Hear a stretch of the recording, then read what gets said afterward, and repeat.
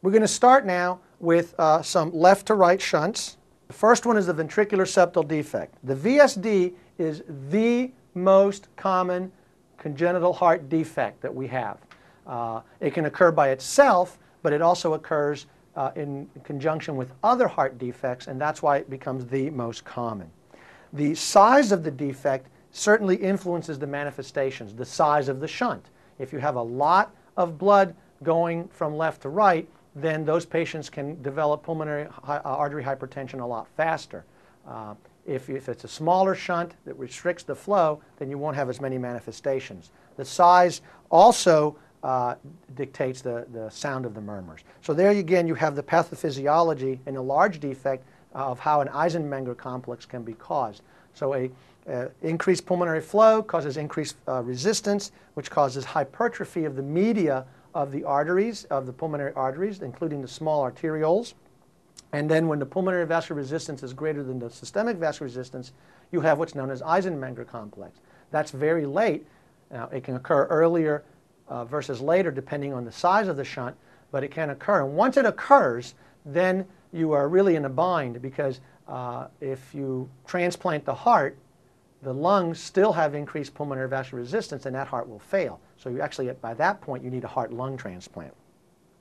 The typical VSD murmur may not be present at birth.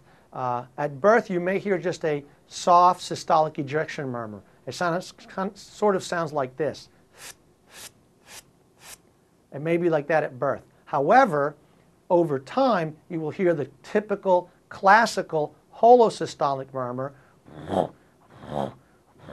They talk about a very harsh holosystolic murmur, which actually takes up and covers up S2. Okay? Depending on the flow, you may actually have a thrill. And if given enough time or a large enough defect, a VSD can lead to congestive heart failure. First test you're going to get is a chest X-ray. So they probably won't ask you that. And you're going to see a large heart. The heart should be no bigger than probably 50% of the whole cardiothoracic breadth.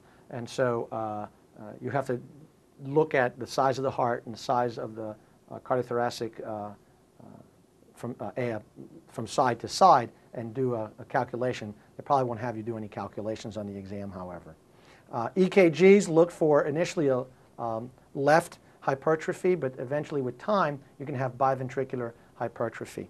And certainly the test of choice is going to be an echo, so they probably will not ask you that. Treatment of a VSD, like any heart disease, congenital heart disease, is probably at the beginning. What you're going to need to do is treat the heart failure medically. And you're going to treat the heart failure medically the same way you would with adults. So you're going to use diuretics, you're going to use digoxin, or you can use infusions in the acute phase when you're really sick, dopamine, dobutamine, whatever you need. So the treatment will be the same medically, and at some point you want to get the child to surgery. The definitive treatment will be surgical correction. What you'd like to do is to have the child get a little bit bigger and older so that the surgery is technically easier to do. Sometimes the heart failure, it can't be controlled easily, and so now you're kind of stuck and you have to operate on a child a little bit earlier. So remember, echo is the best test, medical management, surgical management.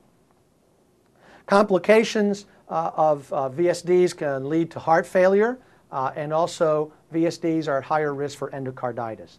We're going to talk about endocarditis later, but always remember any high flow lesion is at risk for endocarditis. So these patients will need endocarditis prophylaxis for dental procedures and so on.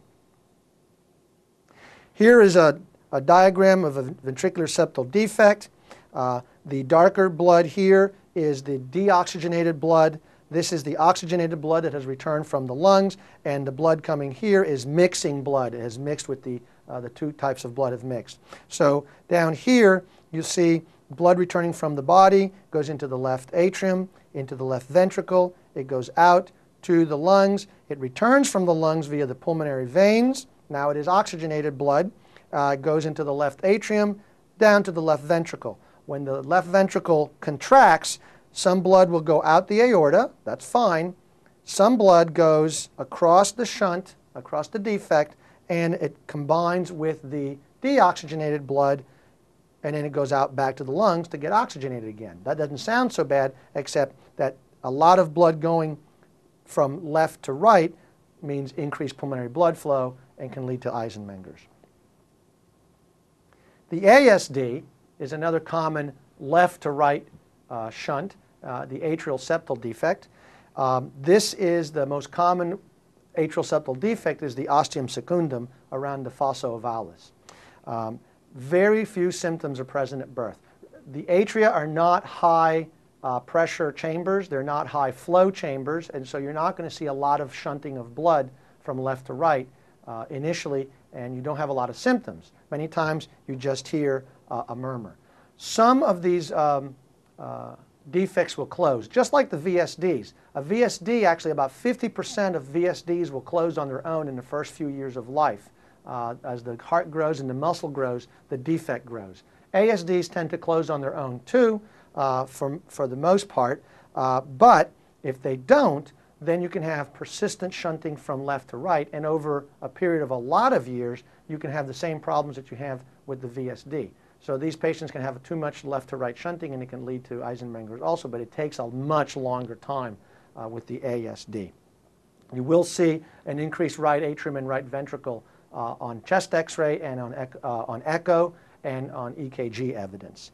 One of the things that you need to remember about the ASD is the typical murmur that they'll describe. And they will describe a murmur that's, they describe a systolic ejection murmur. The key here is going to be the fixed split of S2. Here we have a murmur. We'll describe that in a second. Here we have a diagram showing the ASD. Again, oxygenated blood goes from the left atrium to the right atrium and back out to the lungs. It's going to take a lot longer to have problems with an ASD because there's less flow. Okay? Again, so here's the murmur. Look for the wide fixed split of S2. What happens is with an ASD, the right side of the heart is always getting a little bit extra blood. So the right side of the heart takes a little bit longer to empty, and so the pulmonary valve takes a little bit longer to snap shut, and so that's the S2, and it's going to be fixed split. It's always that way because you always have more blood coming through. The reason that you hear a systolic murmur, even though it's an ASD, you're not really hearing the blood rushing through the defect. What you're actually hearing is increased pulmonary blood flow, and that's why it's a systolic ejection murmur. The key is going to be look for that widened, fixed split of S2. Again, you can see an enlarged heart over time. It takes a lot longer. You'll see an enlarged heart on chest X-ray. You can have pulmonary edema, and you can have typical EKG findings. Obviously, the best test is to get an echo, and the treatment is going to be surgical closure. Nowadays, cardiologists are actually doing what's called button closures, and you don't have to do open heart surgery for that. It's less invasive.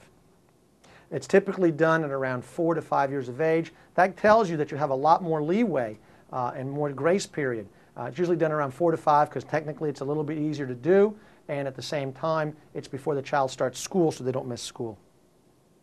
Here's an older person with an ASD, and you can see that the heart is enlarged, and you can see some increased pulmonary blood flow actually out to the lungs. And this is obviously an older person who has a long-standing ASD. The endocardial cushion defect, this is a left to right shunt, but it's an extreme example of the left to right shunt, and actually it can quickly become a right to left shunt. These patients can go into Eisenmengers or right to left shunting a lot faster, even though it's a left to right shunt. Remember, the endocardial cushions are where the valves and the septum originate. And so if you have defects there, you're going to have a massive problem.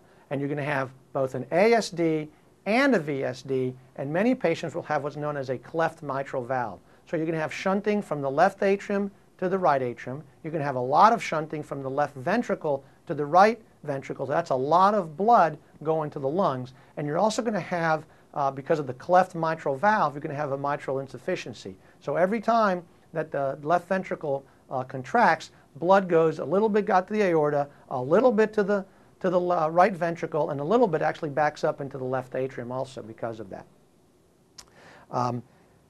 This is very common in patients with Down syndrome or trisomy 21.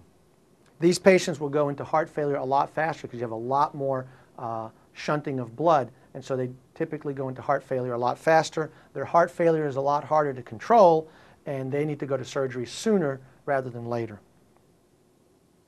Here we have a nice diagram which shows these are the endocardial cushions, and there's a defect in the endocardial cushions, and so therefore the normal septum doesn't come up this way or does not come down this way. Both of these occur, and so you have a big shunting across at the atrial level, and you also have shunting at the interventricular level, and because of the cleft mitral valve, you will have some mitral valve insufficiency. Sometimes you will have problems on the right side, but look for mitral valve insufficiency. These patients will have a very loud murmur, and it be loud enough and associated with a thrill. Also, they can have mitral insufficiency and tricuspid insufficiency.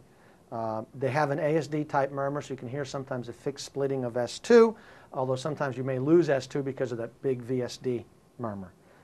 And you will have diastolic flow murmurs from the insufficiencies.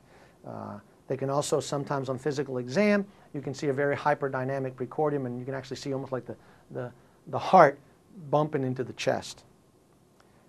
These patients go into heart failure very quickly. The test of choice is going to be an echocardiogram. Again, the management is to manage the medical management of the heart failure, and surgery is when advisable. And usually it's an earlier surgery, again, because of the heart failure. And you want to do it before they achieve irreversible pulmonary hypertension. The next of the left to right shunts is the patent ductus arteriosus. We mentioned in utero, the ductus serves as a communication so that oxygenated blood can go from basically from the right side of the heart through the pulmonary trunk, across the ductus, and to the aorta. Remember, blood is like water. It flows downhill. It goes from a higher gradient to a lower gradient. It takes the path of least resistance. The ductus typically closes once the baby starts to breathe, like I said, over the first few days, and certainly after a week or so, it's anatomically closed. Sometimes the ductus doesn't close. It can present in two different ways, basically in the preterm and in the term baby. In the preterm baby, it's very common to see a patent ductus arteriosus. These babies respond better to indomethacin. Indomethacin is a prostaglandin inhibitor, and it will help to close up the ductus. They can also have surgical ligation. Term babies are not as responsive to indomethacin, and therefore they usually require surgical ligation. Now, this is not open heart surgery. You do need to get into the chest, though, and basically clip it, and that takes care of the problem. Term babies also can have some other associated lesions with it, and again, after a week, if it hasn't closed, it's not going to close, and so they will need ligation. You're going to see what's called a bounding pulses and a wide pulse pressure. There's going to be a high aortic pressure. The shunt now goes from left to right. What happens is, in utero, it went across from the pulmonary to the aorta, but once the baby is born, since we said that the lung fields become a lower resistance field, the blood then is actually reversed, so oxygenated blood from the aorta goes down and goes back through the ductus into the pulmonary trunk and then back out to the lungs. Now, the ductus we can sometimes use to our advantage with some other diseases, and we'll explain that in a second. Here we see the blood coming out the aorta, and since now there's less resistance in the lungs, some blood goes to the head and neck, some blood will go down to the rest of the body, but some blood manages to go through the ductus back to the pulmonary trunk and back to the lungs. So that makes it a left to right shunt. Here you see a patient who now has a somewhat big heart. They can go into heart failure if it's not treated. Big globular heart here from a patent ductus arteriosus. You're going to hear, or they're going to describe for you, a continuous murmur. It's going to be in systole and diastole. You hear it all the time as blood is running through. It spills over into diastole. You can sometimes get a rumble at the apex. And again, the precordium can be kind of hyperactive and you can actually see pounding away at the chest. Look for an increased pulse pressure or a widened pulse pressure. That's the difference between the systolic and the diastolic blood pressures. It'll be wider than usual because blood runs off through the patent ductus. Also, you can actually palpate. They'll describe bounding pulses. On the infant, you can actually palpate pulses in their palms of their hands and the soles of their feet. You can actually feel the pulses there, which normally you don't. On chest x-ray, again, the enlarged heart is visible. You're going to do an echocardiogram. So they probably won't ask you what to do. You're going to get one. Or they'll give you that kind of information, and you already know the treatment. Preterms do better with indomethacins. Term babies do better with surgical ligation.